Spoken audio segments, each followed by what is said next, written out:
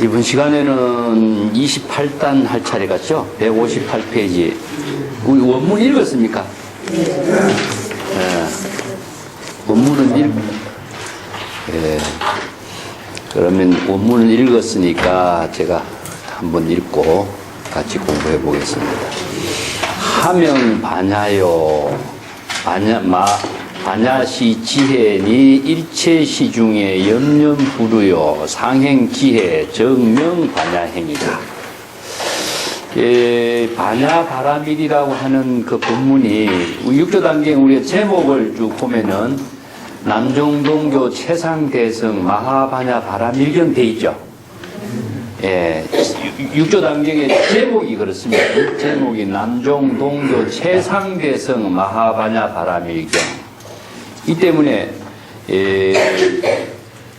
중국 선종에서 북종선에서는 이제 마하반야 바라밀경을 이렇게 천명을 하지 않는데 남종선에 와서는 이제 불법의 대의를 마하반야 바라밀의 법문을 중국 선성들이 이제 새롭게 제시하고 있으면서 남종 동교의 법문이 마하반야 바라밀의 법문이다. 그렇기 때문에 앞에서는 남종 동교의 법문을 설했지만은 남종 동교의 법문을 구체적으로 이제 여기서 자세하게 설명하고 있습니다.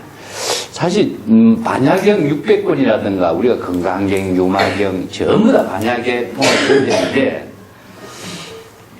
너무나 다양하고 복잡하지만은 이것을 체계 있게 이렇게 잘 정리한 책은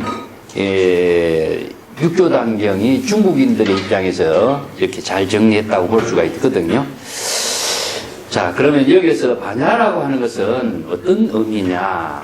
반야야라고 하는 것은 바로 지혜이다. 자, 지혜라고 하는 말이 이제 반야의 다른 이름이죠. 그래서 이 지혜가 어떻게 이루어진 지혜인가 하는 것을 제가 오늘 그 표를 하나 만들어서 이렇게 독사를 해서 드렸습니다. 반야의 지혜 이런 말도 쓰는데 반야의 지혜가 어떻게 이루어지는가 이 표부터 먼저 한번 볼게요. 반야라고 하는 것은 이제 공이란 말이 항상 같이 붙여 다녀요. 근데 공은 무엇이냐 하면은 중생심, 자아의식의 중생심을 다 비우는 경지를 공이라고 그러거든요. 그걸 이제 순야라고 하는데, 순야는 이제 우리가 제로와 같은 어원을 두고 있습니다. 수학에서 이제 제로에서 1, 2, 3, 4, 5, 6, 7, 8, 9, 요걸 아라비아 숫자라고 하는데, 그 공이라고 하는 표기법이 이제 순야, 이게 인도에서 이루어진 하나의 문자죠. 그래서 공이라고 하는 것은 우리가 반야신경에서 색적시공, 공적시색하지만은 공은 물질을 비우는 것이 아니라 물질을 보고 있는 의식의 대상 경계를 보는 마음 작용을 비우는 거예요. 그래서 자기 중심으로 모든 사물을 보고 인식하는 그 중생심의 의식을 비우는 것을 공이라고 합니다. 그래서 이제 색적시공, 공적시공, 물질을 바로 공이요, 공이 물질이다 이렇게 보니까 물질을 비우려고 하는 것 자체는 이거는 아무리 비울 수가 없는 거죠. 근데 이제 불교에서 공의 사상이 이루어지게 하는 배경이 무엇이냐 하면 유심의 철학이라고 하는 게 있어요. 네. 자, 유심의 철학을 통하지 않고서는 공의 법문을 실천할 수가 없습니다. 네. 자, 이 공은 의식의 이제 자아의식이죠, 그죠? 자아의식을 비우고, 또 이것을 이제 아공이라 그럽니다. 자아의식을 비우는 게 아공이고, 또 자기의 자아의식은 무엇이냐면 자기 마음대로 자신의 의지대로 자기가 생각하고 인식한 모든 사고를 말합니다. 이걸 심의식이라고 하는데, 자기 마음대로 자신의 의지대로 자신이 인식하고 있는 판단 기준의 모든 사고를 비우는 것을 아공이라고 하고, 그러면 여기서 마음으로 보는 대상이 있죠, 그죠? 대상 경계가 있습니다. 이걸 대상 경계라고 하는데, 대상 경계를 법이라고 해요. 그래서 이제 대상 경계를 비우는 것을 법공이라고 합니다. 자, 여기서 뭐 대상 경계는 뭐냐? 여기서 선과 악이라고 하는 대상 경계가 만들어지죠. 그 다음에 자기 자신과 남이라고 하는 대상 경계가 또 만들어집니다. 그러면은 자기는 옳고 남은 잘못됐다 하는 이런 생각의 또 대상 경계도 만들어지고, 또 예쁘고 믿고, 뭐 온갖 차별적인 모든 차별의 생각, 이걸 이제 차별심이라고 합니다. 차별심, 분별심, 아니면은 존재하지 않는데 존재한다고 자기가 생각하고 인식한 것을 전도몽상이라고 해요. 전도몽상이라고 하는 여러 가지 생각. 전체를 말한다면 망상을 말하고 있습니다. 그 망상은 무엇이냐? 일체 유의법인데 이것을 환화와 같다. 그래서 유의법이라고 해요. 자기 생각으로 이렇게 하고 있는 것이 유의법. 이게 유의법이 되는 거죠. 이것이 자기 생각으로서는 예쁜 것도 있고 미운 것도 있고 갖고 싶은 것도 있고 보기 싫은 것도 있고 버리고 싶은 이런 차별 분별심의 모든 생각은 자기 마음대로 자신의 의식대로 자신이 판단한 대로 생각해 버리거든요. 근데 이런 생각을 갖고 있으면 이것은 무엇이냐 하면은 자기 자신이 번뇌망념이라고 그래요. 번뇌망념이 되어가지고 자신이 바른 지혜를 또 잘못된 사고를 전도몽상에 착각을 하게 되겠죠. 그래서 이런 생각을 갖고 있는 한 자신이 바른 지혜로운 삶을 할 수가 없다. 자, 궁극적으로 이것은 이제 생사에 윤회하는 것이다. 이렇게 합니다. 이걸 생사심이라고 하고, 번뇌망념에 의해서 생사에 윤회하는 자신을 만들기 때문에 이러한 자의식의 모든 사고방식을 비우고 자기가 생각한 대상 경계를 모두 다 비우는 거. 그게 아공법공이 되겠죠. 그죠?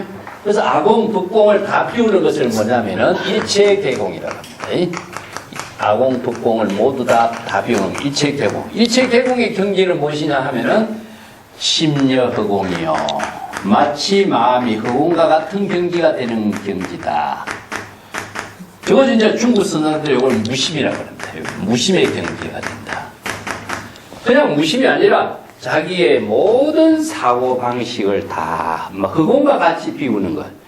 그래서 마치 마음의 모든 의식을 허공과 같이 비운다. 이게 이제 공이란 말이 나옵니다. 그래서 이제 마음의 번뇌, 망심을 비우는 것이지 자기가 보고 있는 물질을 비우는 것은 아니거든요.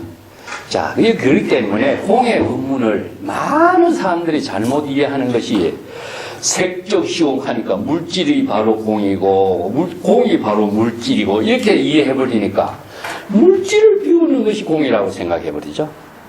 자, 여기에서 뭐가 결여됐느냐?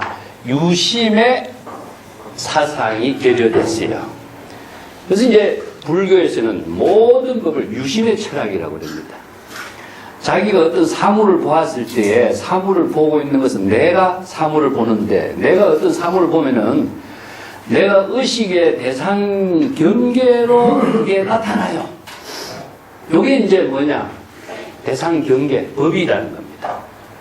예. 모든 물질이 다 그렇습니다. 그래서 내가 어떤 사물을 보게 되면은 앞에 있는 우리가 이제 컵을 본다든가 우유통을 본다든가 하면은 내가 눈을 감아도 그것이 보이게 돼 있습니다. 자, 집에 있는 여러분들의 집에 가구라든가 집에 있는 물건이라든가 내가 좋아하는 어떤 물건을 놓고 지금 생각해 보세요. 다 보입니다. 이게 뭐냐? 내가 대상 경계를 보는 거예요. 그게 의식으로 보는 겁니다. 자, 과거의 모든 기억을 하는 것을 내가 다 기억하는 것이 어디에 있냐? 의식의 대상 경계로 다 보여요. 이것이 바로 자의식에 의해서 자기의 마음과 의식과 인식에 의해서 보여지고 있는 세계거든요. 그렇기 때문에 그걸 보는 주체는 무엇이냐? 이게 자의식이라는 게 중생심이라는 겁니다. 예. 근데 그 보지 말고 기억을 하지 말라는 말이 아니에요. 그런데 거기서 한 단계 더 나아가면은 무엇이냐? 어떤 사물을 보고 이것은 좋다, 나쁘다, 이것은 귀엽다 이런 생각을 하지 말라는 소리 아니에요. 이건 해야 돼요. 그거는 시적 인연의 모든 근상을 직관적으로 파악하는 힘이기 때문에 그런데 거기서 한 걸음 더 나아가면 뭐냐? 집착을 해버린 거죠. 요것은 갖고 싶다, 요것은 버리고 싶다, 요거 미우니까 없애고 싶다. 이런 집착을 하는 생각에서부터 업이 만들어지는 거예요. 인식을 하는 데는 괜찮은데 인식에서 벗어나지 못하고 집착으로 나아가고 자기 의지대로 어떤 사물에 대한 분별심을 가지고 자기의 마음 작용이 움직이기 시작하는 거예요. 이게 심동이라 그럽니다. 번뇌는 무엇이냐? 마음이 움직이는 거예요. 예. 인식을 하는 것이 아니라 인식을 하고 난 그 다음 단계에서 내가 갖고 싶다, 이것은 버리고 싶다, 이것은 미흡다, 이것은 좋다, 이런 이 마음의 움직임이 작용하면서부터 뭐가 만들어지냐? 업이 만들어지는 거예요. 그래서 마음의 움직임이 업이 만들어지는 겁니다. 그래서 인식에서 업으로 연결되도록 하는 것은 중생심이 되고, 인식을 하면서 마음의 움직임을 일으키지 않고 본래로 되돌아가는 것은 바로 공이 되는 거예요. 그 왜 공이 될 수 있냐 하면은 일체의 마음에 있어 있는 것이지 실체가 있는 것은 아니라는 사실이 바로 유의법은 꿈과 환화와 같다. 이게 뭐냐? 거울에 비친 영상과 같은 것이지 의식 속에 나타나고 있는 모든 세계가 실체로 존재하는 것처럼 착각하고 있는 거거든요. 그렇기 때문에 일체 유의법이 여몽환포영이라고 하는 겁니다. 자, 유심입니다. 마음으로 인식의 세계로서 나타나고 있는 것이지 실제로 존재하는 것이라고 착각하고 있기 때문에 여기에서 전도몽상이 일어나는 거죠. 그래서 마음에서 모든 대상 경계를 자신의 망념으로서 이루어진 세계를 가지고 그 망념의 세계인 줄 잘못 인식하고 착각해서 실제로 존재하고 실제로 자기의 모든 기중한 생명인 것처럼 착각을 하고 있는 거예요. 그래서 여기에서 중생은 번뇌 망념으로서 업을 짓게 되기 때문에 생사에 윤회하고 좋은 것은 좋은 대로 치. 그래서 이제 갖고 싶은 것을 못 가질 때 생기는 병, 미워하는 사람하고 만나면서 생기는 병, 이런 갈등이 자기의 마음에 여러 가지 자기 스스로를 불편하게 만드는 것을 불안이라고 합니다. 불안. 이게 요즘 현대어로서는 스트레스라는 말 쓰잖아요. 그래서 자기의 망념을 스스로 비우는 것은 무엇이냐? 일체가 안목이 생깁니다. 정법의 안목이라는 게 필요합니다. 정법의 안목이라는 것은 무엇이냐? 불법의 대의를 알고 해서 불법의 바른 지혜를 바르게 지혜로서 대상 경계를 비우고 대상 경계를 초월할 수 있는 지혜를 스스로 쓸 수 있는 능력을 키우는 것을 말해요. 그래서 정법 안목을 구족하는 공부가 바로 반야바라밀의 지혜를 배우는 거다. 예, 그래서 정법의 안목이라고 하는 것은 번뇌 망념을 내가 없애려고 해서 없애는 것이 아니라 이것이 허망하다라고 하는 사실을 바르게 유심의 사상으로서 실체가 없다는 사실을 자신이 판단하고 확신을 갖게 돼요. 그래서 이제 확신을 갖게 되는 힘에 의해 가지고 일체의 모든 고해를 벗어난다. 이게 이제 신이라. 그래서 불교에서의 신이라는 말은 이어서 나옵니다. 다른 종교에서 신은 대상을 두고 있어요. 그래서 불교에서 신은 자신이 확신을 갖는 힘으로서 이루어져요. 이걸 이제 조금 다른 이야기인데 연결해서 이야기하겠습니다. 불법에 대해는 불법의 대해를 이식능이리요, 이런 말씀.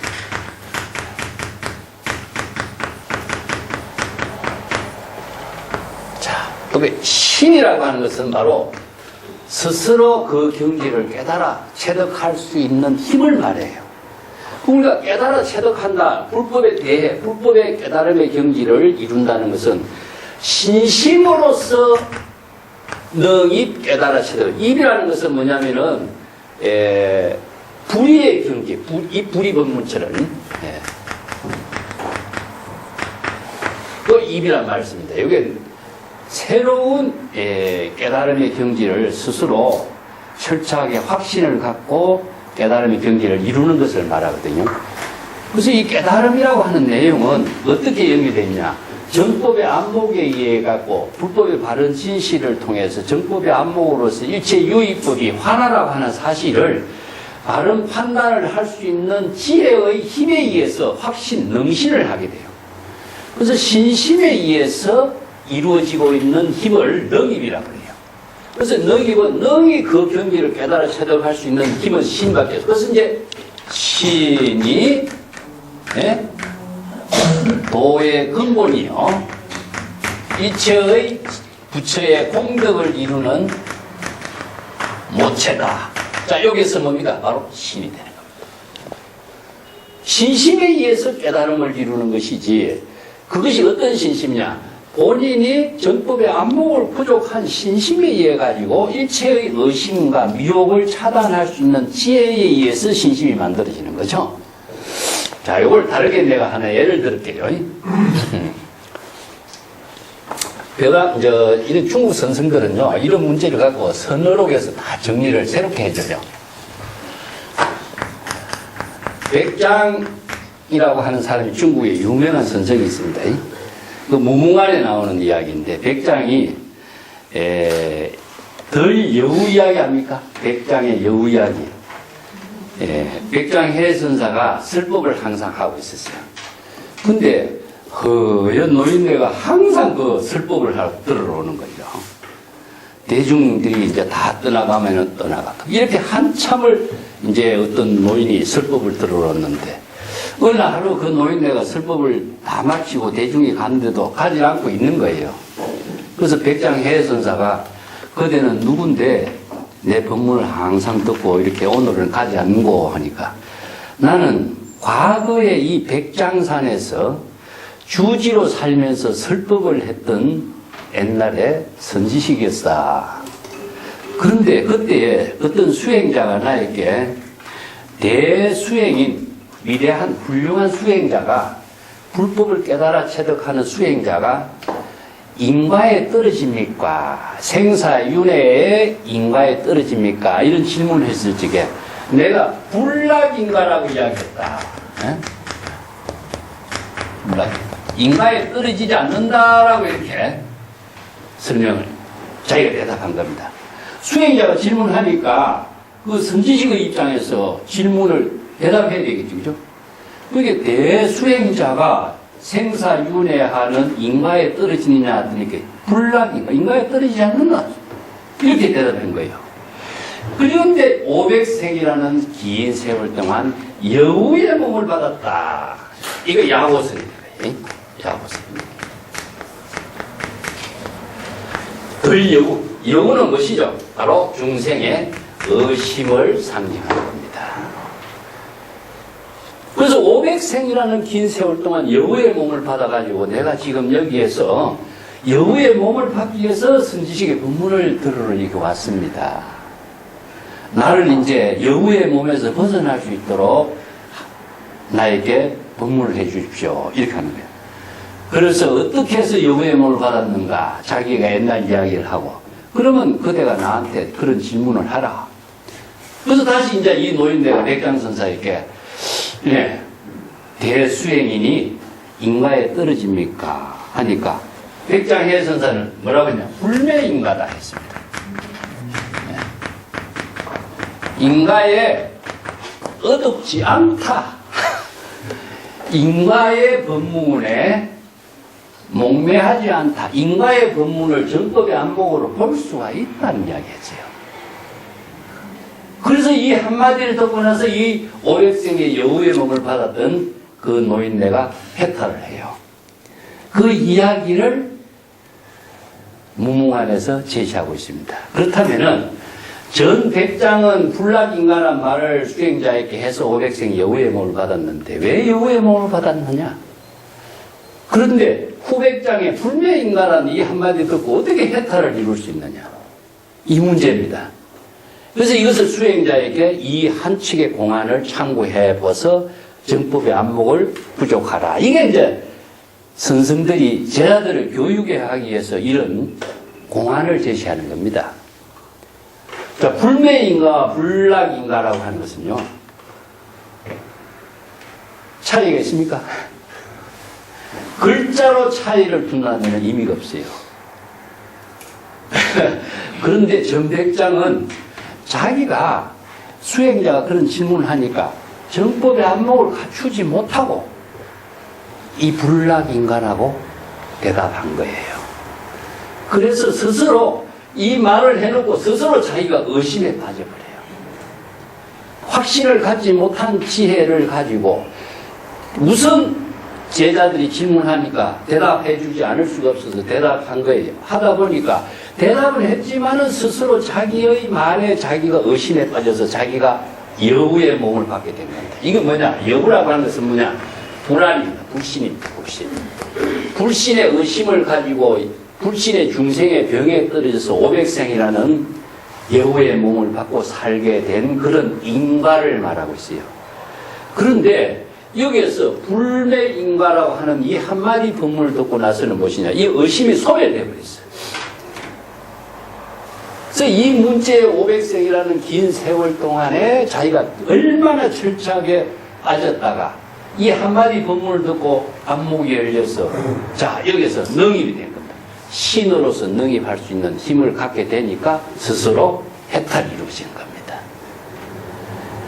이게 뭐냐 하면요, 정법의 안목을 갖추지 못한 사람이 설법을 하면은 자기 자신도 윤회에 떨어지고 남도 윤회에 떨어지게 만들어. 그래서 유마경의 유명한 법문이 뭐죠?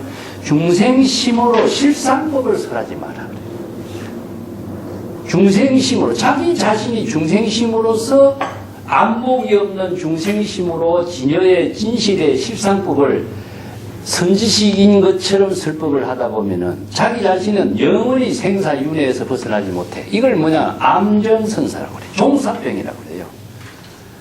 종사병에 걸린 환자는 자기 스승이 정상만인이 돼가지고 자기가 그 영원히 해탈하지 못하는 인연을 만들어요. 그리고 그 법문을 듣는 사람도 역시 생사윤회에서 벗어나지 못하게 만든다. 그게 이제 중국 선생들이 이걸 공안으로 제시한 겁니다. 그렇기 때문에 정법의 안목을 부족하지 않고 바른 지혜로 확신을 가진 힘이 없이 바른 정법을 제시하지 못하면은 자기가 말을 해놓고도 자기 스스로 중생의 의심에서 빠져서 여우의 몸을 받게 된 이런 이야기가 공안이에요. 그래서 능입이란 말을 내가 이야기하기 위해서 근데 능입은 바로 신입니다. 신. 누가 만들어주지 않죠? 본인이 안목을 갖췄을 때 바로 신심을 확립함에 의해서 능일이 이루어져요. 그래서 깨달음의 경지는 신심으로 이루는 힘이지, 예? 여기에서 누구의 힘에 의해서 이루어지는 것이 아니다. 그렇기 때문에 여기에서 정법의 안목을 부족한 힘에 의해서 자신이 철저한 확신을 갖게 됐을 때에 능일이 이루어지는 것이 바로 신심입니다. 그래서 공이라는 것도 바른 정법의 안목을 갖추어서 중생의 망념이고 의심을 소멸할 수 있는 힘을 갖게 됐을 때 능입이라는 것이 신심이 이루어집니다. 그래서 신심에 의해 가지고 바른 지혜를 부족할 수가 있다. 그리고 오늘 나눈 프린트 한번 보실까요? 그래서 공이라고 하는 말은 사물과 물질을 비우는 것이 아니라 사물과 물질을 보고 있는 내 마음의 의식의 인식작용을 다 비우는 겁니다. 이게 바로 유심의 철학입니다. 자, 유심의 사상이 불법에서 가장 실천 사상이 일체 유심조입니다. 그래서 이제 망심이 일어나면 망심이 일어나는 사실을 자각하는 것이 바로 망심에서 벗어나고 망심을 비우는 작업이죠. 그래서 이제 참선 수행에서 망념이 일어나면 망념을 자각하라. 자각하는 것에 의해서 망념이 비워지는 것을 공의 실천이라고 합니다. 자, 요것을 반야의 지혜라고 하는데 불아주냐라고 그래. 불아주냐. 불아라고 하는 말은 내가 전자로 써놨죠. 한자로. 이거는 전체란 뜻입니다. 이게 본래, 이게 부분적인 지혜가 아니라 완전한 지혜로 작용하는 힘. 이 완전한 지혜는 어디에서 나오냐? 우리들의 청정한 진여 본성에서 작용해요. 그래서 중생심에서 이루어지는 지혜는 부분적인 인식밖에 안 돼요. 나누어서 쪼개어서 인식하는 세계가 중생의 인식이라고 한다면 프라주나라는 것은 전체로 온전하게 진여 본성인 지혜로 작용한 열애의 지혜로 작용해. 그래서 이걸 불지견이라고 해요. 그러니까 불지견. 그래서 부처의 지혜. 금강경에서는 열애 실지 실견 그럽니다. 이 말을. 그래서 반야의 지혜를 구족했을 때에 오직 부처의 지혜로서 유불능지가 오직 부처의 지혜로서 모든 중생의 망념을 다 여실하게 판단할 수 있는 지혜가 작용해요. 그래서 부처의 지혜와 유불능지나 여실지견은 반야의 지혜로서 이루어지는데 이 반야의 지혜는 어디에 쓰이지죠? 그 옆에 화살표를 써놨죠. 그죠? 무지무명 중생의 망념의 신병을 여법하고 여실하게 진단하고 볼 수 있는 지혜입니다. 그래서 지혜라고 하는 말은 사실상 어디에 쓰느냐 하면은 중생의 망념을 보는 지혜입니다. 그래서 중생의 망념을 진단하고 볼 수가 있어야 망념을 치료할 수 있는 능력이 있는 거죠. 그래서 여기서 불지견, 정법안장이라고 하는 것은 부처의 지혜인데 이 지혜는 중생심으로서는 안 보여요. 왜냐? 자신이 중생심의 분별적인 지혜로서 분별의 대상 경계의 병을 자신이 볼 수가 없어요. 그리고 이제 심불견심이라고 자신이 망심으로서 망심을 진단할 수가 없다. 이건 마치 뭐라 하냐면 눈이 자신의 눈을 볼 수 없는 것 같다 그래요.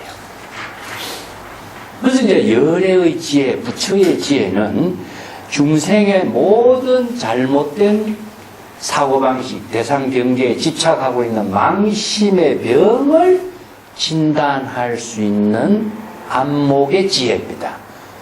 자, 그 지혜가 있기 때문에 중생의 병을 스스로 치료할 수 있고 또 중생을 제도할 수 있는 능력이 있는 거죠. 병을 진단할 수가 있어야 병을 처방하는 것을 불지혜라고 합니다. 자, 그 밑에 내가 요 밑에 있는 구절을 써놨습니다. 지혜가 있는 자는 마음으로 지혜를 진단하고 수행할 수 있는 것을 발심수행이라고. 지자심행은 마지혜로서 발심수행하는 겁니다.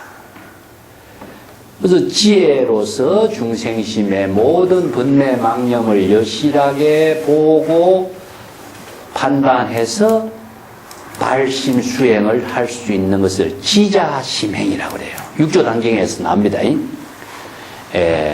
그렇기 때문에 일념 일념의 번뇌 망념을 여실하게 보고 판단하고 자각하는 것이 일념 일념의 발심 수행하는 것을 염념보리심이라고 합니다.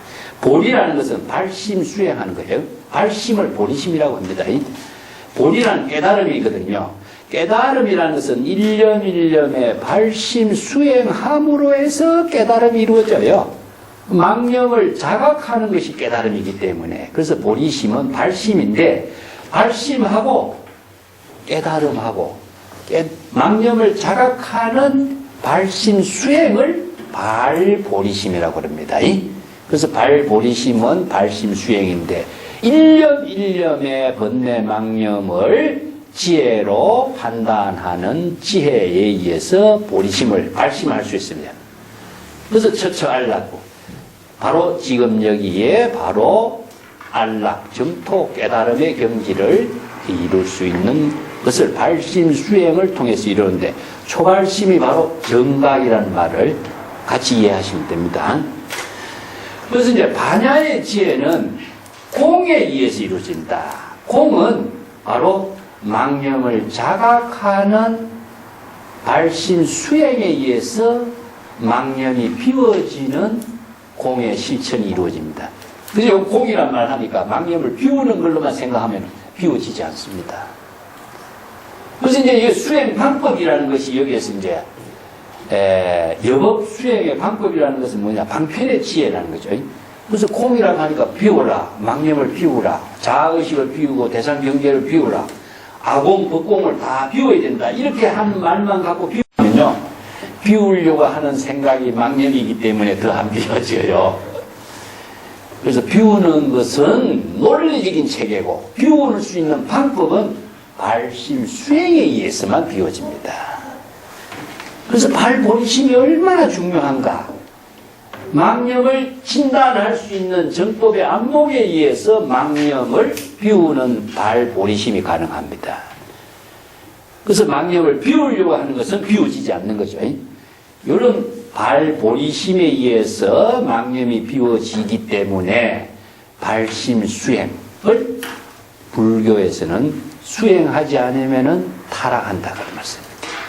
수행하지 않으면 생사윤회에 타락해요. 그래서 생사윤회를 벗어나는 길은 발심 수행 말고는 없다. 예. 그래서 이제 반야바라미의 지혜를 이루는 법문이, 그래서 발심 수행할 수 있는 방편 법문을 말합니다. 그 발심 수행은 어떻게 하느냐? 자, 경전을 읽는 것도 발심 수행이고, 응? 참선을 하는 것도 발심 수행이고, 연불 하는 것도 발심 수행이고. 그래서 이제 수없이 다양한 84,000 법문이 발심 수행하게 하는 법문입니다.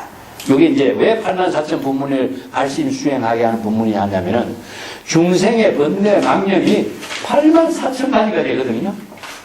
그렇기 때문에 84,000가지의 방편을 수행하는 것이 바로 84,000의 발심 수행이 되는 겁니다. 그래서 일념이 바로 84,000가지의 방편의 지혜를 발심 수행하는 것을 염념보리심이라고 그래요. 자, 그 밑에 이제 밑에 단어 볼게요. 이걸 건강경에서는 무실이라고 표현합니다. 일체 공의 경지를 이루도록 하는 것이 무실이라고 했고, 예, 건강경에서는 무실 무어라고 한 말을 쓴 것은요, 공이라고 하는 순자라고 하는 언어가 구체적으로 만들어지기 이전에 이 공의 법문을 이야기해놔서 그렇습니다. 그래서 무어라고 하는 것은 무엇이냐? 바로 불공을 말하고 있습니다. 그래서 바람이 있다라고 한 밑에 써놨죠, 그죠? 이제 위에는 바냐, 밑에는 바람이라고 하는 것입니다. 바냐는 일체 아공, 법공으로 다 비우는 부처의 지혜로서 비우게 하는, 발심 수행하게 하는 법이라고 한다면은, 바람이라는 것은 무엇이냐? 이걸 지혜, 바냐는 지라고 표현하고, 바람있다는 도라고 표현해요, 도자. 이 도자가 어떤 도자냐 하면은, 건너다 그런 말입니다. 생사의 고해를 건너다.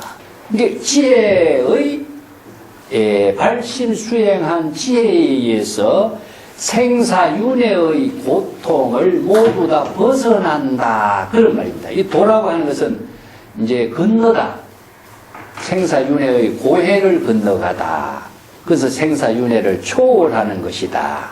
이런 말로서 이제 비유하자면은 이 짝이 차안이고 저 짝이 피안인데 차안에서 피안으로서의 고해의 강을 건너가다 이렇게 비유법을 쓴 거죠. 그래서 이제 지혜의 작용에 의해서 생사윤회의 고해를 건너가는 것을 도피안 이렇게 합니다. 도피안. 그래서 바람이 이걸 우리말로 바꾼다면은 지혜의 방편의 지혜로서 발심 수행하여 생사윤회를 초월하는 것이다. 똑같죠? 이게 바로 불교는 생사윤회를 해탈하는 법문을 설하고 있는 것이 반야바라밀입니다. 이걸 이제 중국 선성들은요, 무심시도 이렇게 표현해요. 무심은 공이고, 도는 지혜로운 작용을 하는 걸 말합니다. 이 도는 마음으로 깨달음의 지혜를 이루는 것을 도라고 한다. 이렇게 정의를 해요. 우리가 이제 중국 사람들은 이 도라는 말을 정말 많이 사용하고 있는데, 가장 많이 사용하고 있는 것이 노자의 도죠. 이 도라는 말의 의미가 참, 개념적으로는 굉장히 어렵죠. 그래서 중국 사람들은 추상적인 이 말을 많이 쓰는데, 요거 설에서는요, 반야바람이 바로 도입니다. 반야의 지혜로운 작용을 도라고 한다. 그래서 심행, 마음으로 깨달아 발심 수행하는 지혜 작용을 도라고 한다. 그래서 또 지혜는 마음으로, 자, 지자심행이요 해놨죠, 그죠? 지혜로운 자는, 지혜를 작용하는 자는 발심 수행하는 것을 말한다. 지자심행이란 말 꼭 잘 기억해 두세요. 지자심행이 바로 도를 실행하는 겁니다. 그렇다면은 무심의 경지에서 지자심행, 지혜로서 발심 수행하는 것이 뭐냐? 바로 도가 되는 거죠. 자, 이것을 이제 무심시도라든가 평상심이 도라든가 이런 말로 표현한 겁니다. 그래서 지혜는 어떻게 쓰이느냐? 중생의 번뇌 망념의 병을 발심 수행하고 자각하는 것을 방편의 지혜라고 해요. 예, 방편의 지혜가 있는 것이지 지혜라고 하는 고정된 실체를 쓰는 것은 아니거든요. 그러면 그 지혜는 어디에 있느냐? 중생의 병을 진단하고 처방하는 발심 수행 방편의 지혜입니다. 그래서 방편의 지혜를 반야의 지혜로서 발심 수행하는 것을 지혜라고 하지, 지혜는 머릿속에 있는 것이 아니다. 내가 자주 이야기했습니다. 지식은 어디 있습니까? 머릿속에 있습니다. 지혜는 중생의 병을 진단하고 처방하는 발심 수행통 속에 지혜가 있습니다. 그래서 이제 84,000의 지혜라고 하는 것은 84,000가지 중생의 병을 방편의 지혜로 발심 수행하고 진단 처방하는 그 지혜 작용을 84,000 지혜라고 합니다. 그래서 지혜 작용에 의해서 도피한 생사윤회를 초월하는 겁니다. 그래서 반야의 지혜, 그래서 반야 바람이 이렇게 합니다.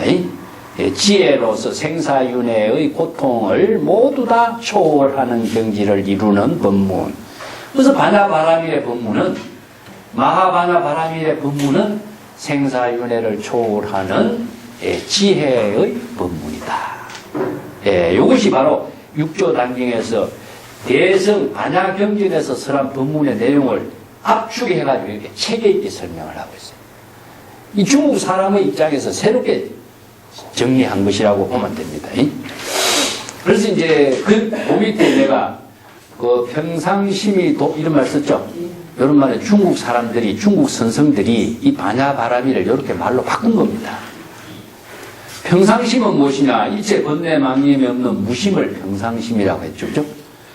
이게 번뇌 망념이 없는 평상심으로 지혜로운 작용을 시절인연에 따라서 본분사로서 실행하는 것이 바로 도다. 도는 지혜로 마음의 작용을 하는 것입니다. 자, 이걸 이제 또 다른 말로서는 소동파가 무일물 중에 무진장이다. 이렇게 말로 바꿨어요. 이 소동파라는 천재가 이 불교에 굉장히 깊은 안목을 갖추었어요. 그런데 시인이기도 해. 그러니까 이런 한마디가 중국 선성들에게 가장 많이 사용하고 있는 말이 무일물 중에 무진장, 이 말일 겁니다. 이 소동파가 이 말을 처음 썼는데 병암록에서는 이 말을 이제 일반화시켰어요. 그 무일물 중에 무진장의 말은 그 밑에 무의법으로 이유차별이요. 이 건강경의 구절입니다. 무소주 이생기심이요. 무법가설이요. 여기 세 가지로 건강경의 구절인데 이 말과 똑같습니다. 내용이. 그 다음에 무주본상의 입일체법이요. 이 말도 똑같은 말입니다.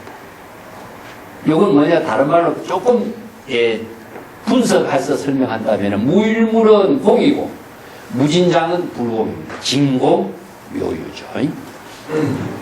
그 다음에 무의법은 공이고 이유차별은 방편의 지혜로서 불공 작용하는 겁니다. 무소주는 공이고 이생기심은 바로 불공이죠. 무법은 공이고 가설은 불공이죠. 무주체상은 공이고 입일체법은 불공, 바로 묘유작용입니다. 그래서 이제 공불공, 진공, 묘유법에 의해서 반야의 지혜가 논리적으로 체계 있게 설했어요. 그래서 불법의 대의는 바로 반야바라미를 진공 묘유의 지혜의 법문이라고 합니다. 그래서 모든 경전의 법문이라든가 의록의 법문은요, 이 공과 불공의 논리 체계에 맞추어서 설해야만이 정법이 돼요. 이 법에 일체 공의 중생심의 망념이 비워지지 않는 차원에서는 생사윤회를 벗어날 수가 없기 때문에 공이 돼야 됩니다. 그래서 공에서 작용하는 묘유의 작용이 바로 정법의 안목이고 방편의 지혜가 되는 거죠. 도의 묘용이 되는 거죠. 그래서 이제 정법의 안목, 불법, 정법의 안목, 유심의 철학이 바로 삼각관계를 이루면서 불교의 실천 철학 수행 체계가 정립이 돼요. 근데 사법과 정법과의 관계가 무엇이냐? 이것이 바로 정법을 이루게 하는 힘인데 사법은 무엇이냐? 자기 생각대로 하는 게 사법이 되는 거죠. 자기 마음대로, 자기가 생각한 대로, 자기가 판단한 대로, 자기가 좋은 대로 생각하고 보고 듣고 느끼는 것 전부 다 사법이 되는 거죠. 그래서 이제 정법과 사법의 관계를 정확하게 체계 있게 이해하기 위해서 반야바라밀의 법문을 이렇게 정리하는 겁니다. 이걸 바르게 알지 못하고 정법으로서 설하지 못한다면은 아까 뭡니까? 바로 불락인가다. 안목이 없이 대수행이는 인가에 떨어집니까? 안목을 갖추지 못한 선지식이 불락인가다. 이 한마디를 해놓고 500생의 생사윤회를 떠집니다.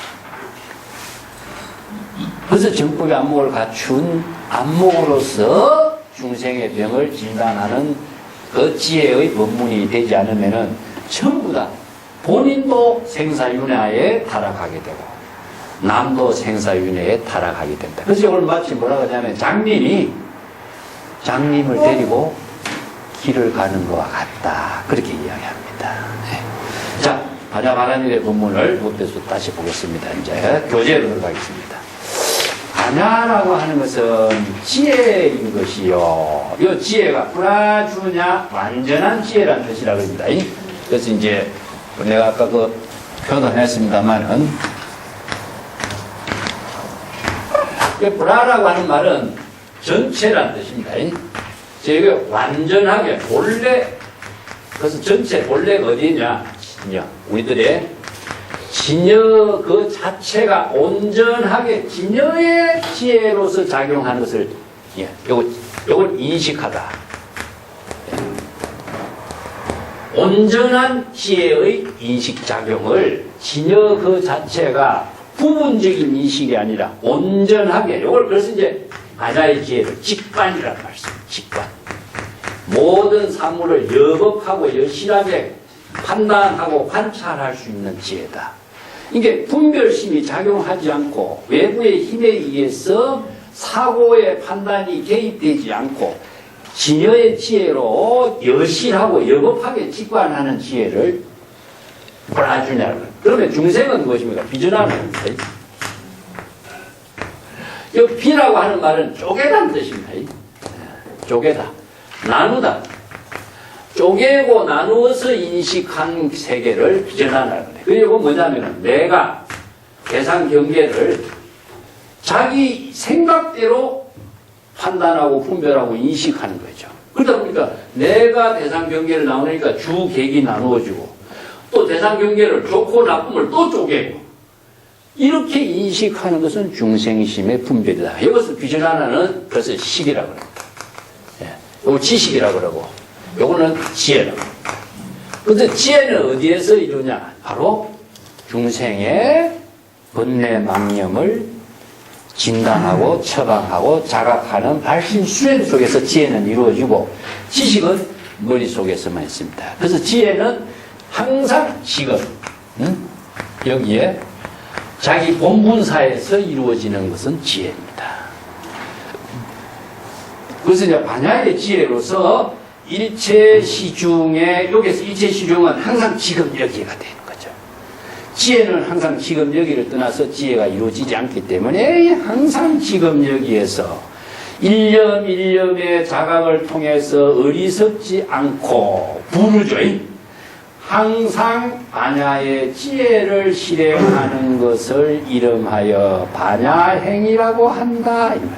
일념이라는 것은 지금 여기 시시각각의 자각에 의해서 어리석지 않는 거죠. 발심수행을 통해서 어리석지 않고 항상 반야의 지혜를 실행하는 것. 이것은 바로 발심수행을 통해서 중생의 번뇌망념을 판단하는 정법의 안목으로서 중생의 번뇌망념을 판단하는 방편의 지혜를 실행하는 것은 뭐죠? 발심수행이고, 이것이 바로 건강경에서 이야기하는 열애선호념제보살, 불태전의 경지를 이루는 것을 일념에 항상 반야의 지혜를 실행하는 것이다.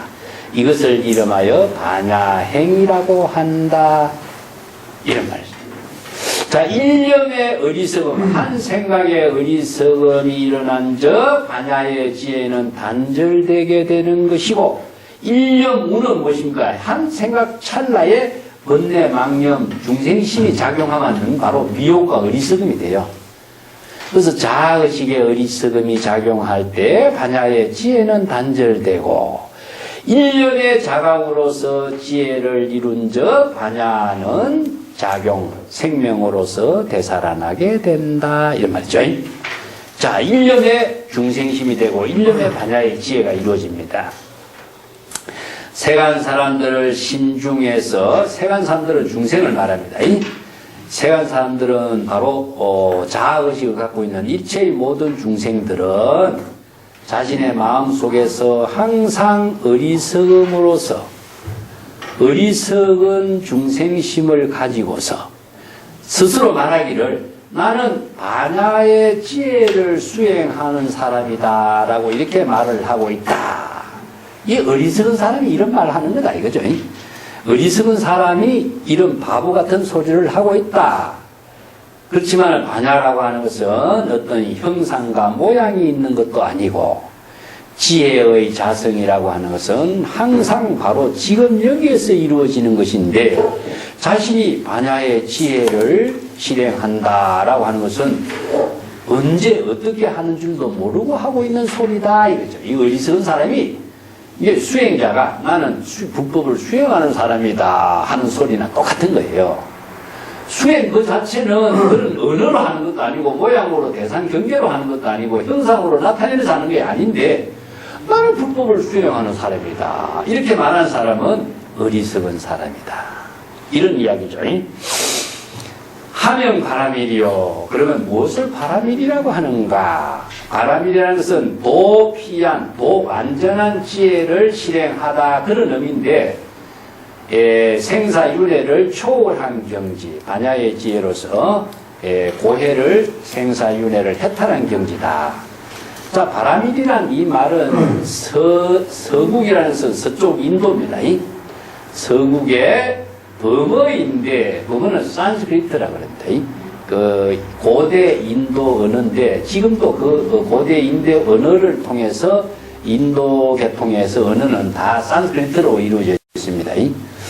그 산스크리트 언어가 언제 만들어졌느냐 하면요, 이게 아주 그 기원 전 한 2세기, 막 그때 만우의 법전이라든가 인도의 고대 그 우파니샤드 철학이라든가 이런 것이 문자로 이제 정립이 되면서부터 이것이 이제 산스크리트 언어가 만들어진 걸로 보고 있는데, 인도의 고대인들이 사실상 드라비다족과 문타족이거든요. 인도의 토착민은.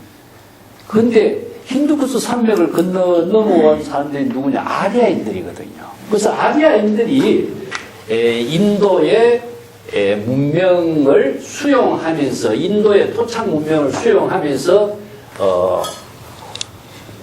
언어를 만들어냈죠. 산스크리트 언어를. 그래서 지금 여기가 힌두쿠스 산맥이죠. 그러니까 이제 아리아인들은 어디냐면은 지금 그러니까 백색민족의 원주지라고 하는 데가 코카서스라고 하는 지역이죠. 그죠? 그래서 그쪽에 사람들이 힌두쿠스 산맥을 넘어가고 인도를 점령하면서, 이제 이 사람들은 백인이고, 인도의 토착민들은 까무잡잡한 사람, 드라비다족과 무타족이죠. 이 사람들을 이제 지배를 하면서 유목민의 생활을 했던 사람이 농경민족으로서 생활 풍토가 바뀝니다. 그래서 이제 이 사람들이 인도의 토착민들이 수용하고 있는 명상의 문화 같은 걸 수용하고 혼혈 관계가 이루어지면서 인도 토착민들을 노예화시키고 서민 취급을 하고 자기네들은 뭐 브라ಹ്먼이라든가 종교 사제자와 왕족 계통의 계급을 차지하죠. 그래서 서가모니 부처님도 사실상 아리안족입니다. 아리안족이에요. 그래서 이제 지금 세계 언어에서 어원을 보면요, 고대 히랍 언어하고 산스크리트 언어하고 어원이 같은 것이 많은 것이 아리안족이기 때문에 그렇습니다. 그래서 이 사람들이 만들어낸 언어가요, 사실상 산스크리트라고 하는 언어인데, 그 사람들이 인도에서 만들어낸 종교의 모든 문헌을 성스러운 언어라는 뜻입니다. 이 범어가 성스러운 언어라는 뜻이죠. 그래서 성스러운 언어라는 것이 뭐냐? 신의 말씀과 신에게 올리는 제사를, 의식을 기록한 언어거든요. 그래서 베다의 문헌이라는 것은 창간대, 신에게 올리는 의식을 기록하는 문헌이에요. 이런 게 이 언어가 얼마나 성스러운 언어로서 만들어졌는가. 그래서 이제 범어란 말을 씁니다. 이제 불교 경전도 범어로 쓰이진 거죠. 예. 그래서 범어로 당나라 말로 한다면은 피안에 도달한 것이라고 말한다. 피안에 도달한 것은 피안은 열반이고 차는 이제 생사윤회하는 고통의 세계죠, 그죠? 그래서 생사윤회를 벗어나는 피안이 열반의 경지에 도달하는 것은 지혜로 걷는다. 해이 생멸이요. 즉, 그 뜻을 설명하자면은 생멸의 여인경지라고 할 수 있다. 그러니까 생사윤회를 초월했으니까 생멸은 생사와 같습니다. 그래서 생멸은 무엇이냐 하면은 번뇌 망념이 일어나고 소멸하는 것을 생멸이라 그래요. 네. 네. 그래서 이제 생멸심, 이것은 다른 말로 한다면 생사심과 같습니다. 그래서 생은 무엇이냐? 번뇌 망념이 일어난 거고, 멸은 무엇이냐? 일어났던 번뇌 망념이 소멸하는 거죠. 자, 이게 바로 생사윤회 이렇게 말씀. 그래서 생사윤회는 불교에서는 신법의 생사윤회지 영혼의 생사윤회가 그래서 아닌 겁니다. 원효의 유명한 심생적 네? 종종법생여 이런 말 쓰죠. 신멸적 종종법멸이요. 요 말이 대성기초에 나오는데요. 원효가 중국에 의상하고 구법 여행을 가다가 하룻밤을 어디에서 잡니까? 자, 무덤에서 자죠, 그죠? 무덤에서 잤는데 밤에 갈증이 나서 물을 마셨어. 그래서 물을 목에 갈증이 해소가 잘 되고 잠을 잘 잤는데 아침에 보니까 자기가 마셨던 물에 담겨져 있는 그릇이 해골이더라 이거죠. 그러면서 구역질이 일어나기 시작해버린 거예요. 아, 이 더러운 물을 내가 마시구나 이런 생각이 들겠죠. 그래서 자기가 생각한 거죠. 어찌면 내가 이 물을 마셨을 적에는 시원하게 갈증을 해소해서 잘 잤는데 아침에 해골을 보고 난 뒤부터는 뭐냐, 구역질이 나는 까닭은 무엇이냐. 자, 이것은 대상 경계에 내가 망심이 일어난 겁니다. 이게 대상 경계를 보고 망심이 일어나니까 여러 가지 구역질이 일어나는 겁니다. 이게 법이라는 것은 그러니까 대상 경계를 통해서 나타나고 있는 여러 가지 분별심, 차별심에 따라서 구역질이 일어난 거예요.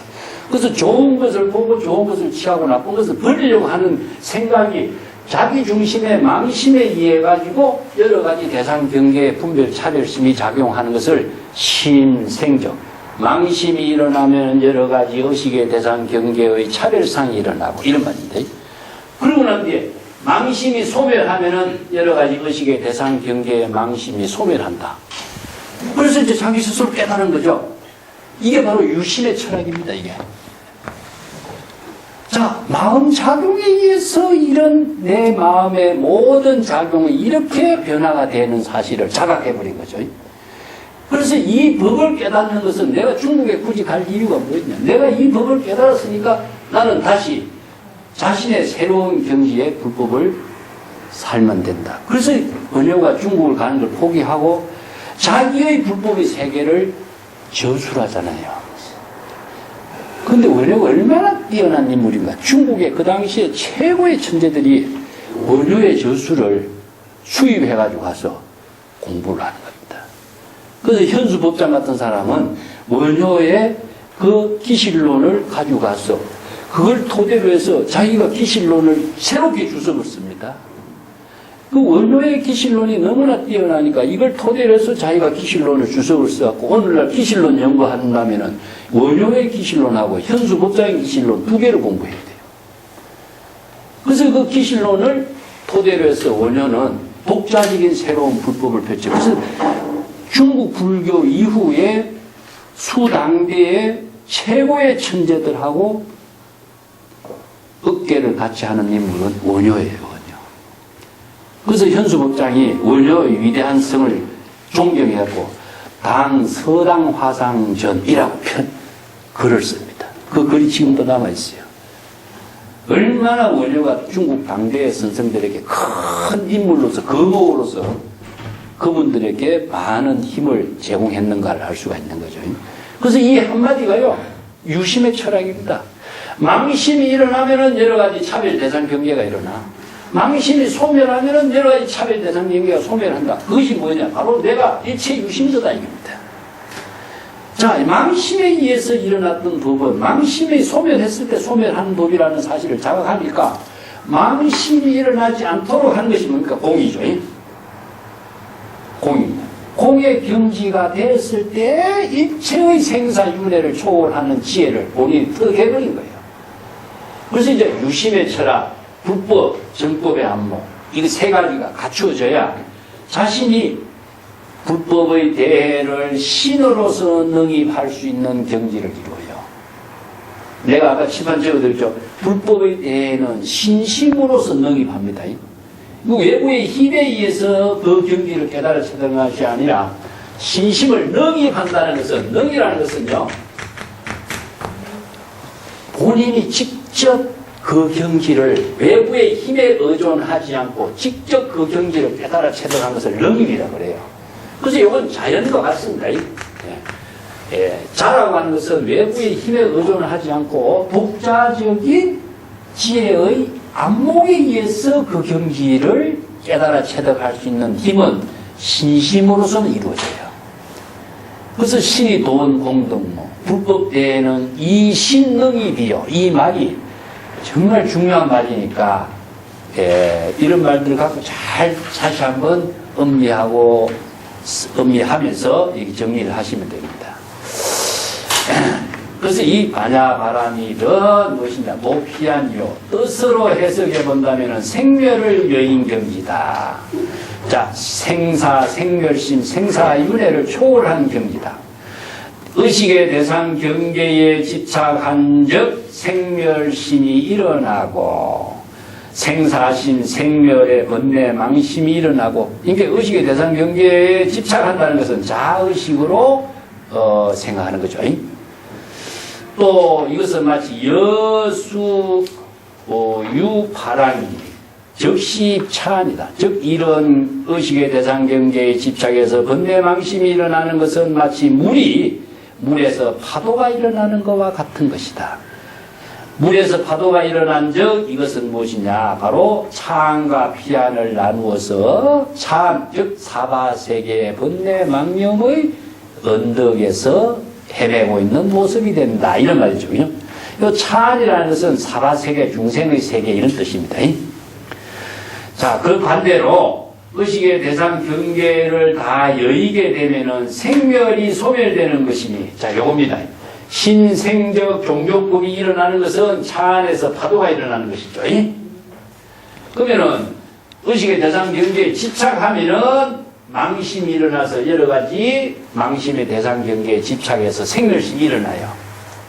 요거 생멸심이 일어나고, 의식의 대상 경계에 집착을 벗어나게 된다면은 마음의 생멸심이 소멸하게 된다면은 대상 경계에 집착에서도 벗어나고 망심이 다 소멸하게 돼요.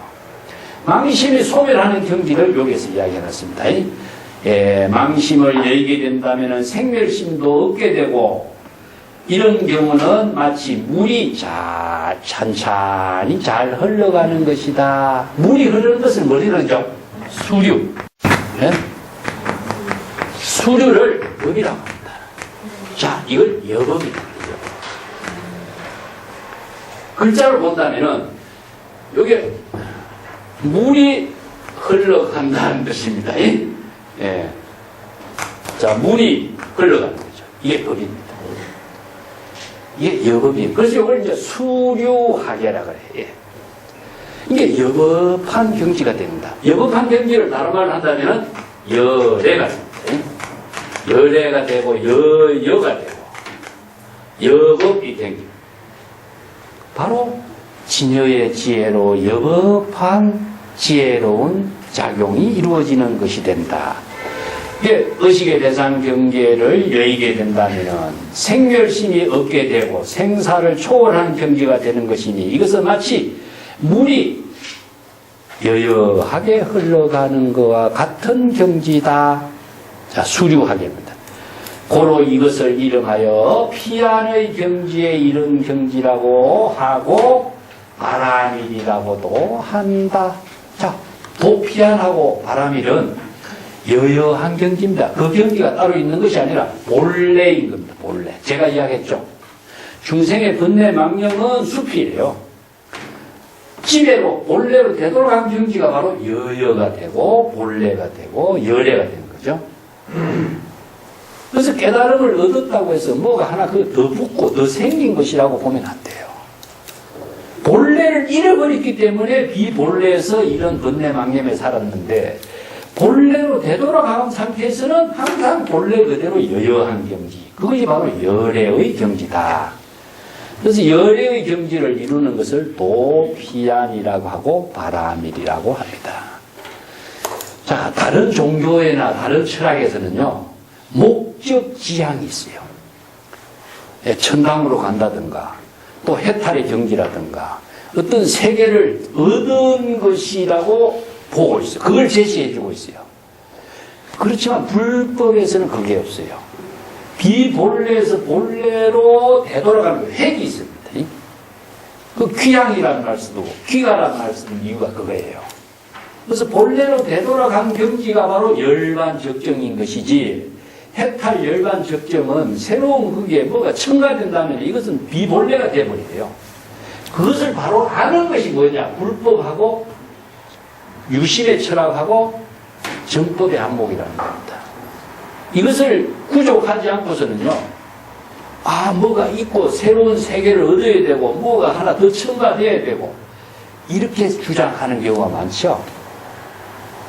이제 불법에 안목이 없는 사람들도요, 불법을 믿으면 어떻게 되고 불법을 깨닫게 되면 어떻게 되고 한경지를 이루면 어떻게 되고 이렇게 하는 사람이 뭘 덧붙여갖고 이야기하죠. 이것은 자기 생각을 하는 소리예요. 본래로 되돌아가는 것은요, 거기에서는 일체의 모든 공의 경지에서 이루어져요. 거기에 뭐가 덧붙이는 것은 허망한 경계를 또 만드는 겁니다. 그래서 밑에 이런 말씀입니다. 어리석은 사람은 입으로 항상 말을 하고 생각하고 있고, 염이라는 것은요, 망념으로 입으로 항상 생각하고 말하고 있는 겁니다. 그래서 구념이라는 것은 입으로 말하는 것이고 염은 마음으로 생각하고 말하는 거예요. 우리가 생각한다 이런 말 쓰죠. 생각한다라고 하는 것은 마음으로 말하는 겁니다. 잘 생각해 보세요. 마음으로 말하고 있습니다. 마음으로 혼자서 자기 마음대로 이 생각 저 생각하면서 말하는 거예요. 그죠? 그래서 구념이라고 그래요. 입으로 말하고 마음으로 생각하면서 말하는 것을 구념이라고 합니다. 지혜가 있는 사람은 마음으로 수행하는 겁니다. 이게 마음으로 발심 수행하는데, 마음으로 수행하는 것은 마음으로 깨달아서 여법하게 발심 수행하는 겁니다. 자, 여기서 발심, 심행을 줄여서 발심 수행을 줄여서 심행이라고 쓴 이유가요. 여기서 왜 심행이라는 말씀을 하면 중생심에서 진여 본심이 지혜로 작용할 수 있도록 하는 것을 신행이라고 그래요. 그래서 지자 신행을 붙여요. 자, 지혜로서 발신 수행하는 겁니다. 이걸 신행이라고 합니다. 이걸 잘못 이해하면요, 중생심으로서 신행하는 것이다, 이렇게 본다면 안 되겠죠. 그래서 지자 신행이란 말이에요. 그래서 붙입니다. 당념시 유망이요 유망적 비진윤이. 자, 여기서 번뇌 망념이 일어났을 때는 망념은 실체로 존재하는 것이 아니요 망은 허망한 것이요, 이런 말입니다. 망념이 일어나는 것은 전부 다 망념이 실체로 존재하는 것이 아니라 허망한 경계로서 있는 것이다. 그래서 일체 유의법은 뭐죠? 바로 여몽한포영이다. 이게 실체로 존재하는 것은 하나도 없다. 허망한 경계다. 그 허망한 망념이 일어난 것은 진실로 망념이 실체로 존재하고 있는 것도 아니라 비진유요, 이런 말씀입니다. 망념이 실제로 존재한다고 착각하는 것도 여기에 이제 있다고 생각하는 것이 전도몽상입니다. 요 두 구절은 망념이 일어나면은 망념은 실제로 존재하는 것이 아니라 허망한 것이요. 망념이 허망하게 일어난 것은 진실로 망념이 실체로 존재하고 있는 것은 아니다. 이런 말입니다. 요 번역이 이런 말을 해줘야 돼요. 일념일력에 만약에 바로 지혜를 실행한 적, 이것이 진실로 진여의 지혜가 작용하는 것이다. 이게 진유란 말 썼죠. 진유는 비진유와 진유입니다. 비진유는 실체가 없는 것이고, 진유는 지혜가 여법하고 여실하게 작용하는 것을 진유라. 이걸 금강경에서 반야신경에서 뭐라 하냐면은, 자, 진실, 뭐라 했습니까? 네? 진실 불어예요. 자, 진실 불어가 뭐가 진실해서 불어죠? 바로 지혜의 자비가 공덕을 이루는 것은 진실로서 이루어지기 때문에 허망하지 않다. 그래서 진실 불어는 지혜와 자비가 이루어지는 공덕이 진실 불어이지 어떤 물체가 진실한 것은 아닙니다. 근데 중생의 망념은 뭡니까? 바로 허망한 거다. 허망하기 때문에 실체가 없는 것이다. 진실하지 못하다. 이건 뭐냐? 물거품과 같다. 그래서 이제 어떤 구름이라든가 거울이라든가 거울에 비친 영상이라든가 이것은 전부 다 진실하지 못하다. 그렇기 때문에 비진유라고 그랬습니다. 그러면 진실한 것은 무엇이냐? 지혜와 자비가 공덕을 이루는 것은 뭐냐? 바로 이것은 불변이다. 법계의 모든 중생과 함께하는 생명이기 때문에 지혜와 자비의 작용은 공덕으로서 이루어지기 때문에 진실. 이게 열반은 바로 진멸이라고 해요. 그런데 법화경에서 진멸과 비진멸이야 말씀인데, 참된 열반은 진멸이요, 또 소승의 열반은 비진멸이다 그럽니다. 완전한 지혜로서 진실 불어의 공덕행이 이루어지지 않는다. 예. 그래서 이제 상락아정 했을 적에 보니까 상락아정은 진실이거든요. 근데 진실되지 못한 것은 중생심의 모든 망념은 바로 허망한 것이기 때문에 진실이 되지 못하다. 그래서 진실은 지혜와 자비의 힘이 중생 구제하는 공덕의 힘이 진실이 되게 이루어지고 있는 것을 말하고 있습니다.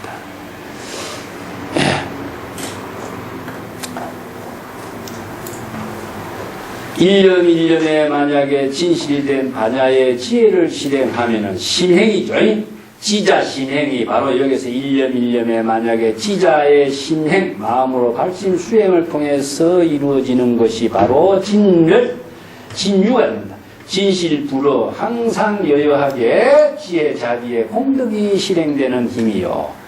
이 법을 깨닫는, 즉 이렇게 반야바라밀의 법문을 깨달아 체득하는 자는 반야의 법을 깨닫는 것이다. 이 법은 바로 진여법입니다. 불법입니다. 불법.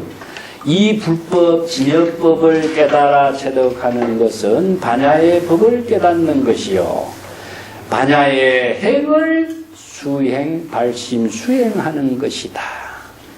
자, 그래서 반야의 법, 이 불법에 의해서 반야 바라밀의 법을 실행하는 것이고 반야의 지혜를 실행하는 그 일이 됩니다. 불수적 범부요 일념 수행 법신 등 불이 등이 자 이러한 반야의 지혜를 발심 수행하지 않는 것은 즉 범부인 것이요 일념의 발심 수행해서 반야의 행을 실행하는 것은 법신이 부처와 똑같은 경지를 이루게 된다. 여기서 법신은 지혜를 말합니다. 예. 앞에서 우리가 3기에서 법신을 이야기했으니까 반야의 지혜를 법신이라고 합니다. 반야의 지혜를 이루는 법신은 바로 부처와 동등한 경지를 이룬다. 그래서 법신의 지혜가 바로 부처인 겁니다. 그래서 부처를 법신, 보신, 화신 세 가지로 나누죠. 그죠? 이 때문에 법신의 부처의 경지를 이루게 된다. 이런 말입니다. 여기서 차법은 불법이고 진여법입니다.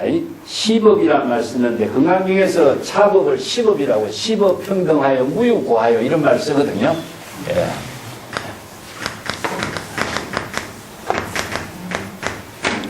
평등하여 무유고하여. 그래서 시법은 바로 무엇이냐? 불법입니다. 불법. 부처를 이루는 법. 자, 반야의 법. 반야의 법. 이것을 반야의 법은 바로 진여의 법입니다.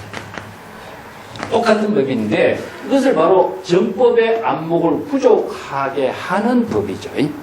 그래서 반야의 법은 진공묘유법이고 진여의 법은 바로 공불공, 진공묘유로 이루어지는 진여의 법이고 불법은 무엇이냐? 중생의 번뇌 망념을 깨달아서 발심 수행했을 때에 바로 불법이 됩니다. 그래서 이제 부처는 깨닫다는 뜻이거든요. 깨달은 법입니다. 깨달은 법. 이게 요건 깨달음을 뭘 깨닫는다 그러죠? 중생의 망념을 깨닫는 겁니다. 이 망념을 깨달으면 뭐가 필요하다 그랬죠? 정법에 안목이 있어야 된다.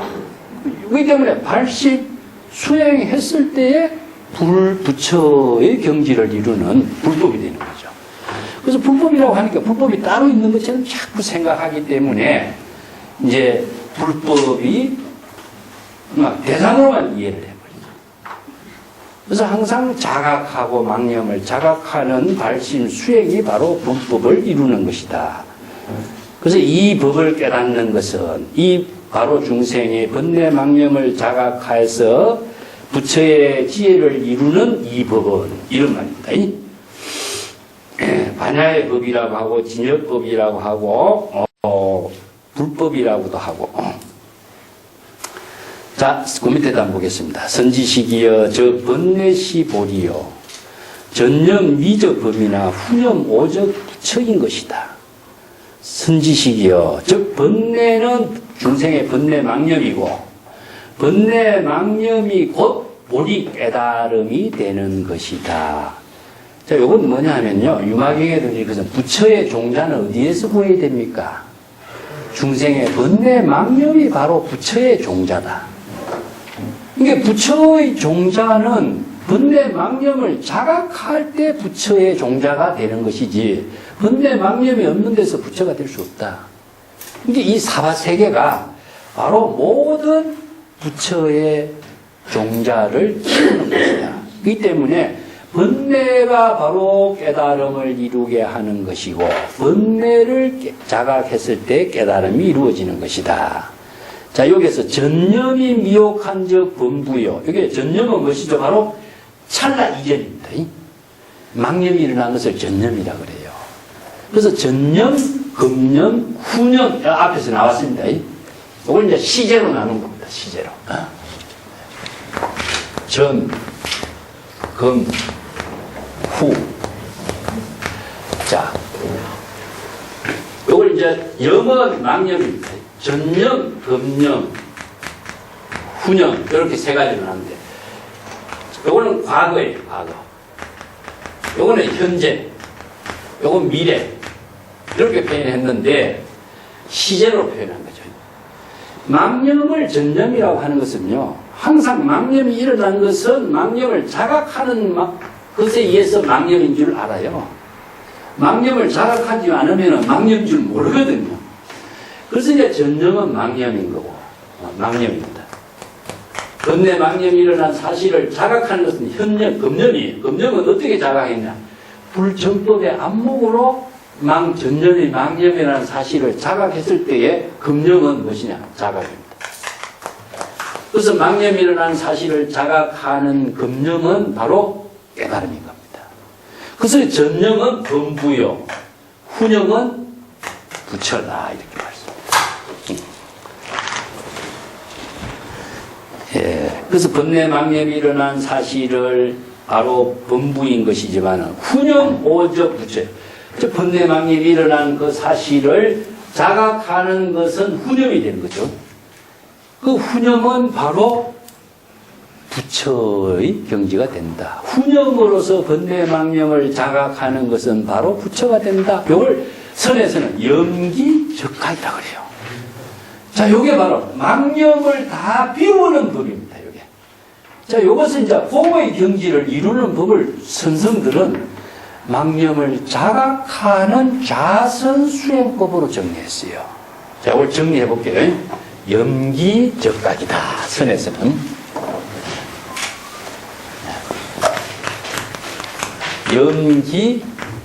염기적각.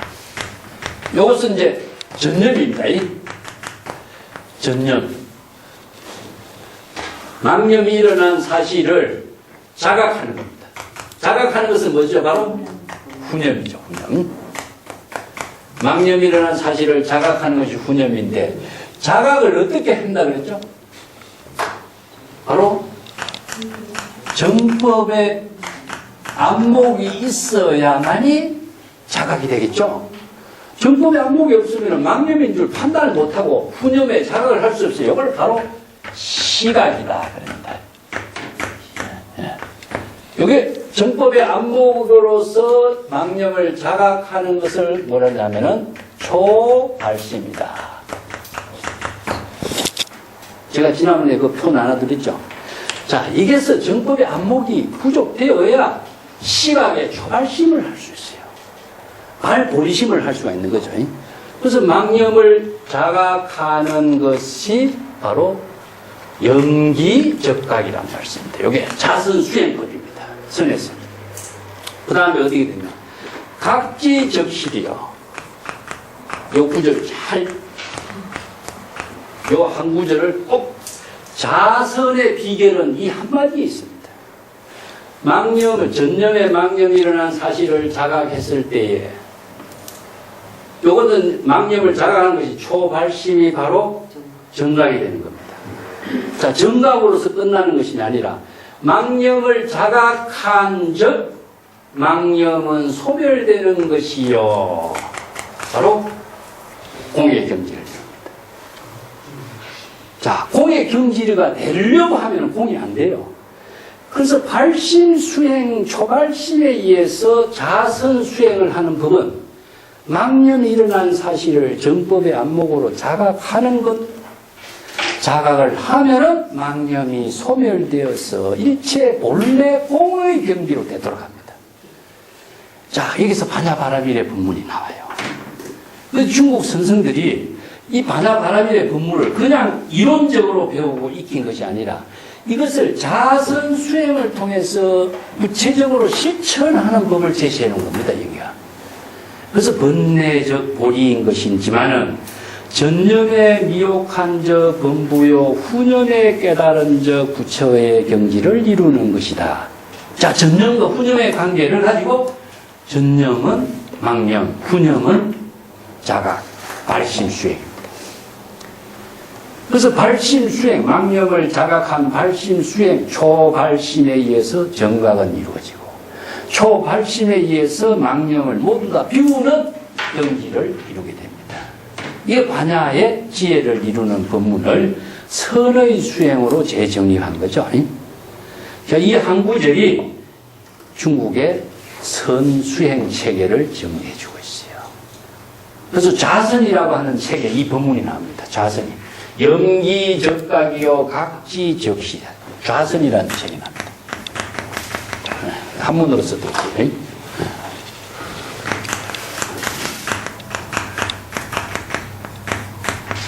이 좌선이라는 이 책은 이제 육조 단정에서부터 이러한 좌선 수행법을 간략하게 종합한 책입니다. 그래서 좌선 수행을 하면 저 책부터 읽어야 돼요. 제가 좌선 수행법에 대해서 저 책을 내가 번역을 했었습니다. 여기 조그만 소책자가 많이 있습니다. 시간 나시면 그거 가지고 보시면 되는데, 영기적각 각기적실 좌선의 요체는 이 한마디에 있다 그랬습니다. 좌선의 요체는 이 한마디에 있다. 근데 육조단경에서는 이것을 어떻게 하냐, 식심견성이라고 그래요.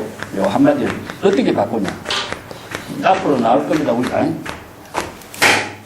식심견성. 요 말이나 같아요. 망심을 인식해서 바르게 판단했을 때에 자신의 견성을 이루게 된다. 요게는 망심을 판단하는 힘이 무엇이냐? 정법이 아닙니다. 그래서 망심을 판단할 수 있는 정법의 안목을 갖추었을 때에 망심에서 벗어나서 진여 본성을 깨닫게 된다. 그래서 변성 성불이 이루어지는 거예요. 그 말을 바꾸어가지고 망념이 일어난 적 망념을 자각하라. 망념을 자각한 적 망념은 다 없어지게 될 것이다. 그래서 자각하는 지혜에 의해서 공의 경지를 이루는 것이지, 망념을 비우려고 한다면 공의 경지가 되지 않는 겁니다. 그래서 발심 수행에 의해서 반야바라밀의 지혜를 이루는 거다. 자, 그 밑에 이제 정리해 보겠습니다. 이 선지식이여 마하반야바라밀이라고 하는 이 법문은 최존, 최상, 제1이요. 무주, 무거, 무례요. 삼세 제불이 종중출이요. 장대지혜 도피안하니 타파 온 번뇌 진노하리. 최존, 최상, 제1 찬, 최상승법이로다. 수행 정성불이니 무거, 무주, 무례왕하고 시정해 등이니 불념일체법이라. 삼세제불이 종중출하니 변삼독 이개정해로다. 이렇게 결론을 내렸어요. 자, 158페이지 맨 밑에 한번 볼게요. 선지식이요. 마하반야바라밀, 즉 위대한 반야의 지혜로서 생사의 고해를 다 초월할 수 있는 이 법문은 이 말이죠. 반야의 지혜는 최존, 이건 최존이라는 것은 바로 기불양족존, 기법 이욕존 했죠. 존이라는 것은 독존을 말하고 있습니다. 천상천하 유아 독존이에요. 이것은 비교를 초월해. 일체의 모든 대상 비교를 초월했어요. 그래서 천상천하 유아 독존이 되는 거예요. 이게 뭐냐면은 독립주행이라는 뜻입니다. 이건 모자에도 나오죠. 예.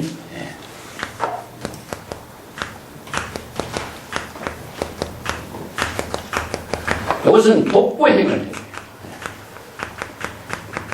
또 창조적인 삶을 이루게 하는 것이기 때문에 나와 남의 비교를 초월했기 때문에 이걸 간소독보라고 합니다. 선에서는.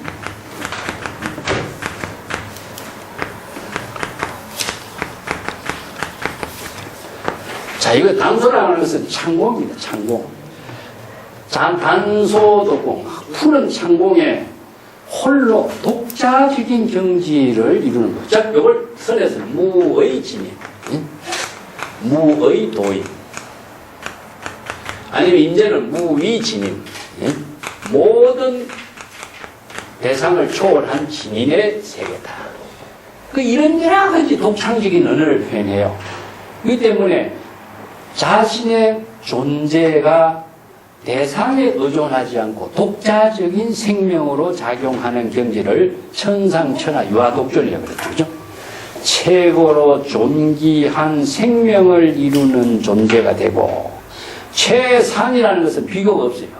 그래서 아누타라 상각 삼보리를 최상이라고 그러죠. 이거는 뭐냐면은 비교가 없기 때문에 최상이지, 이것은 누구를 다 무시하고 최상이라는 것이 없어요.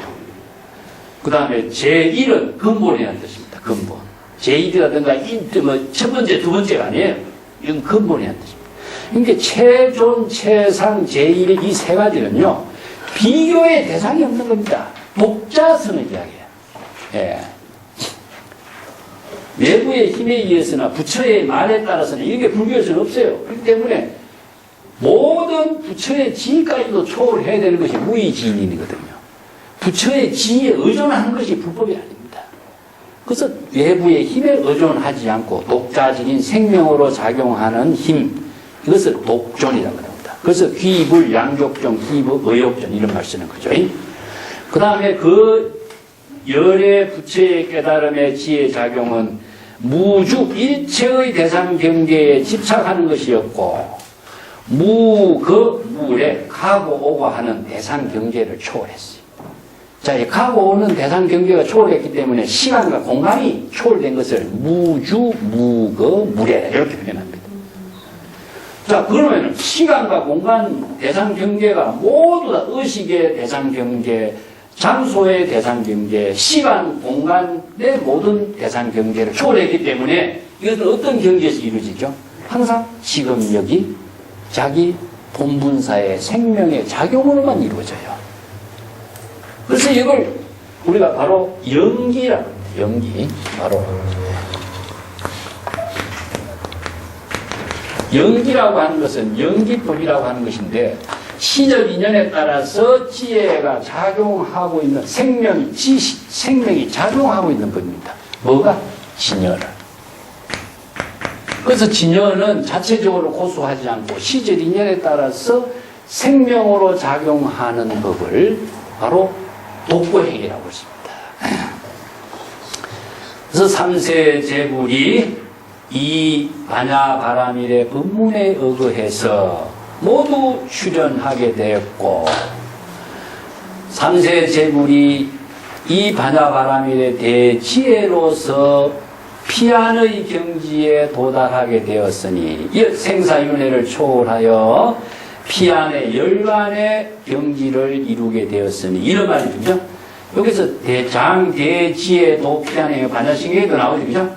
예, 반야의 신경에도 나오는 말입니다. 또 반야의 지혜를 통해서 온 색수상 행식, 자의식에 따른 여러 가지 대상 경계를 보고 듣고 인식하는 세계를 색수상 행식이라고 하죠. 그죠? 예, 색수상 행식이 모든 자의식의 대상 경계와 번뇌 망념과 진노는 무엇이냐 하면 의식의 대상 경계입니다. 자기가 보고 듣고 느끼고 인식하고 좋아하고 싫어하는 여러 가지 육건 육진의 대상 경계의 번뇌 망념을 진노라고 합니다.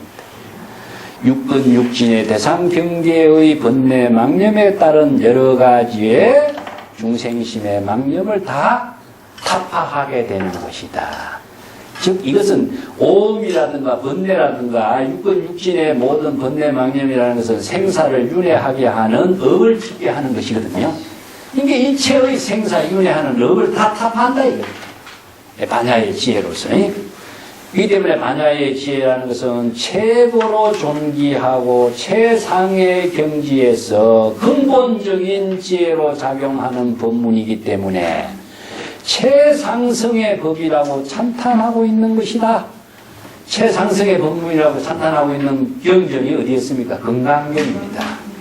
금강경에서 이 경의 법문이라는 것은 불가사의한 것이요, 무양무변의 공덕을 구족하기 때문에 열애는 대성자에게 이 법을 설하고 최상승자의 발심 수행자에게 이 법을 설한다. 그럼 나오죠, 그죠?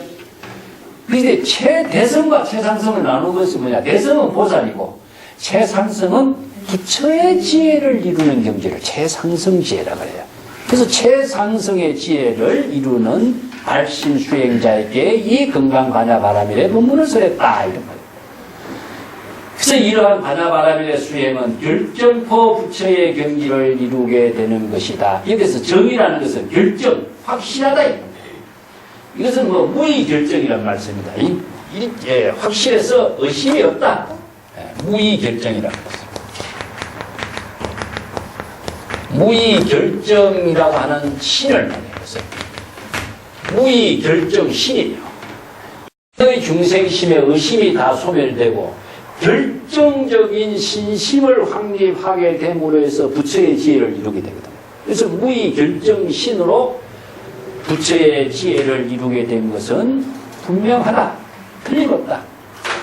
그렇기 때문에 바다바라밀의 지혜는 어디에 대상 경계를 향해 나아가는 것도 없고 목적을 향해 가는 법도 없고 무주 대상 경계에 집착하는 법이 없고 무내왕 오고 가고 하는 차별 세계도 다 초월됐다. 내왕이 없다는 것은 시간과 공간이 초월되는 것을 내왕이 없다는 겁니다. 시간과 공간이 설정하면요 그곳에 그 시간에 가고 오고 하는 것이 있어요. 그래서 무내왕은 시공을 초월한 것을 무내왕이라고 해요. 자, 여기에서 반야의 지혜는 지금 여기 자기 본분사의 지혜로운 생명으로 이루어지기 때문에 대상 경계를 추구해서 가는 곳이 없어요. 목적 지향이 없는 겁니다. 여기에 무거고 무주는 대상 경계로 집착하고 속박된 것이 없어요. 무박이라든가 무주는 속박하고 집착하는 것이 없는 것이고 내왕이 없다라고 하는 것은 가고 오고 하는 시간과 공간이 초월된 경지다. 그렇기 때문에 이런 경지가 바로 선정과 지혜가 불의의 경지로서 이루어지는 것이요. 덩은 불의입니다. 선정과 지혜가 하나로서 이려 불의를 덩이라고 해요. 평등하게 선정과 지혜가 일체가 되어서 평등하게 불의의 경지로서 작용하는 것이요. 또 선정과 지혜가 여법하게 일체의 법에 오염되지 않고 작용하고 있는 경지.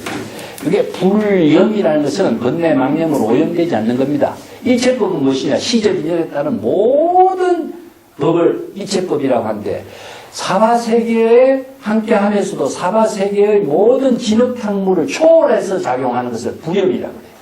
이걸 융화경에서는 처렴상정이라고 그러죠. 진흙탕에 함께 살면서도 진흙탕에 물들지 않고 사는 지혜는 무엇이냐? 본분사의 지혜로운 삶밖에 없어요. 그래서 모든 대상 경계를 비우고 반야의 지혜로 지금 여기 자기 본분사의 생명활동을 부처의 지혜로 이루는 삶이 바로 불염일체법이다. 불염일체법을 처렴상정이라고 같이 써놓으세요. 네. 처렴상정이에요. 사바세계에 살지만은 항상 사바세계의 모든 대상 경계에 물들지 않고 청정한 지혜로운 삶을 이루는 능력. 그것은 청정한 지혜로운 삶을 이루는 능력이 어땠습니까? 염념보리심, 처처, 안락국으로 이루어져요. 이게 일념 일념의 발신 수행을 하면서 일념 일념의 반야행을 할 때에 처염상정이 되는 거죠. 그냥 처염상정이 되지 않습니다. 그래서 처염상정과 염념보리심, 처처, 안락국을 같이 항상 이해를 하시면 돼요. 삼세 제불이 이 반야바라밀의 법문에 의해서 모두 출현하게 되는 것이고 삼세 제불이라는 것은 일체 제불과 같습니다. 삼세는 과거, 현재, 미래이기 때문에 일체의 시공을 초월해서 모든 제불은 무엇이냐 하면은 망념이 다 소멸된 제불을 말해요. 제불은 복수지만은 단수입니다. 그 다음에 삼독심을 변화시켜서 개정의 사막으로 삼는다. 삼독심은 탐진치죠. 그죠? 탐진치 삼독심은 중생심으로서 모든 업을 짓게 하는 법인데 중생심의 업을 짓는 법을 변화시켜. 자각을 통해서 변화가 됐죠. 그죠? 자신이 망념을 자각했을 때 어떻게 됩니까? 자신이 바로 발심 수행이 된과 동시에 개정의 사막을 실행하는 발심 수행자가 되겠죠. 이 때문에 삼독심을 변화시킨다는 것은 삼독심을 망념을 자각하는 겁니다. 이걸 뭐냐면은 정변이라고 해요. 정변. 네. 전향이라고 또 쓰고, 네. 전향이라고. 또 아니면 전변이라고 있어요. 자, 여기 전이라는 말을 다른 말로 한다면 이걸 도노라고 합니다. 도노. 도노라고 그래요. 망념을 자각했을 때 망념에서 바로 깨달음으로 전환해버려요.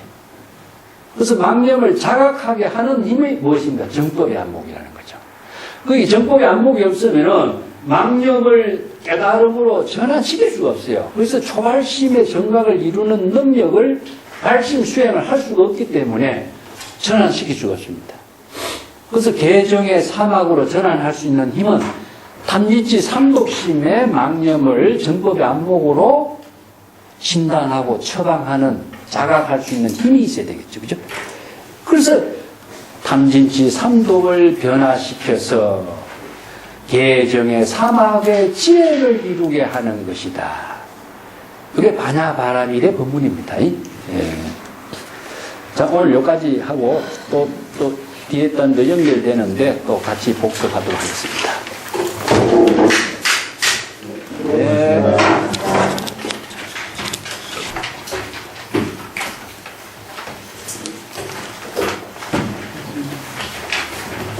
그 간식 최철아 부부님 감사합니다.